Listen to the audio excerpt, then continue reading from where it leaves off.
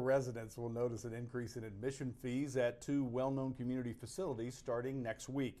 Beginning July 1st, admission fees at the Remington Nature Center will increase slightly by $1 across the board. Children ages 3 and under will still be able to get in for free.